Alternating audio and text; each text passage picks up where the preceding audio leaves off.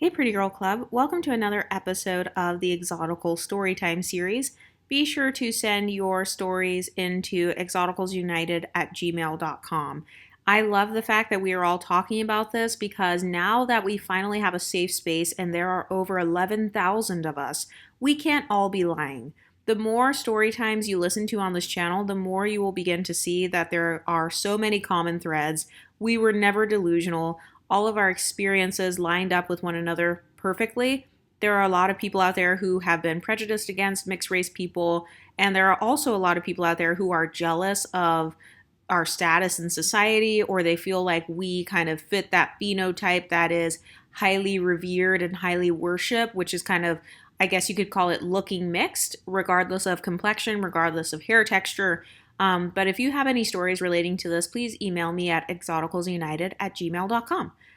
So let's get into it. She says, "Hi EU, I am back with another story time. For context, I am a light-skinned MGM Creole with curly hair. MGM means multi-generationally mixed. So that is when the mixture in your bloodline goes throughout the generations. So you may not have one black parent and one white parent. Maybe you have two mixed parents and four mixed grandparents." But she says, "I used to work in the restaurant industry when I was in college. I was a host, but often doubled as a server because of my customer service skills. One thing about me, I always dress up. It doesn't matter where I'm going or what the dress code is. I will make sure that I look nice. I also have the 'you talk white' accent, and I am a quiet person.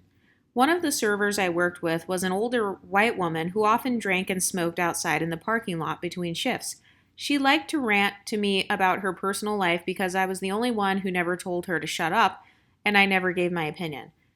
In reality, I was only half listening and just trying to do my job. One day, her rant went from her usual life problems with money and her ex-husbands to her problem with black people.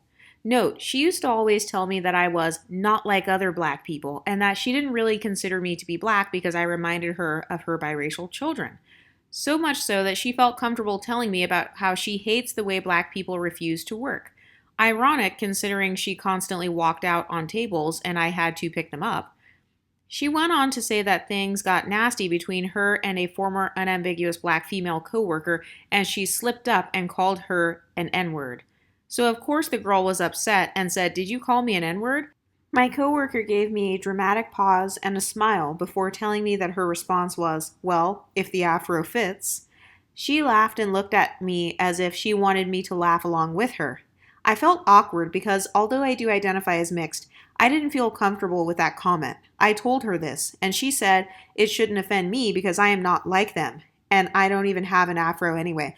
Yeah, I've noticed that for a lot of us mixed race people, or people who quote unquote look mixed, or you look like more of a stereotypical mixed person, a lot of times people of other races will come to you and they will talk shit about your black side. And so what a lot of people don't realize is that it's usually us, mixed people, who are actually standing up for our blackness in the presence of non-black people. But let's continue. She says, "Has anyone else experienced non-black unambiguous people feeling comfortable expressing their distaste for unambiguous black people to you?"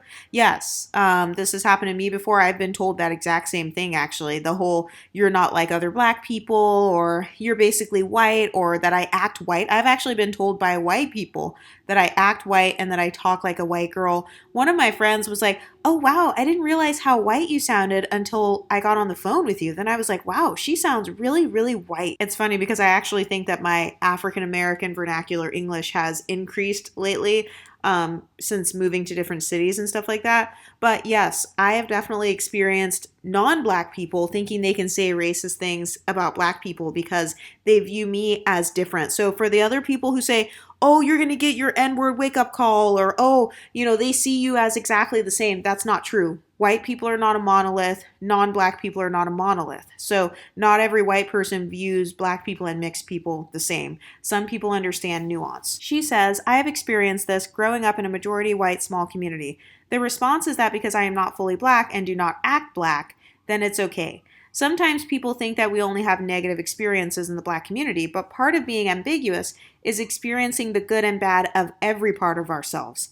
Thanks, EU. I really enjoy the story times. Yes, I agree. Part of being multiracial and multicultural is you get to see the good and the bad of every part of yourself. Like I see the good and the bad in the white community. This is why I bring smoke to the divestors, because I don't think that marrying a white man is going to solve all of your problems. Because do you really want, like, they're over here making fun of us mixed women, saying that we are half Neanderthal, and then you're going to birth a child that is quote unquote half Neanderthal. You're going to have a sister-in-law who is a white woman. You're going to have a mother-in-law who is an older white woman. You are going to have, your children will have grandparents who are a white woman and a white male. And you will be dating and marrying and procreating with a white man. So to think that being with someone who is non-black is going to suddenly solve all your problems, that's not true. And a lot of us mixed race and multicultural people know this because we have people from these cultures in our own families. We have dated people from other cultures, or maybe we grew up around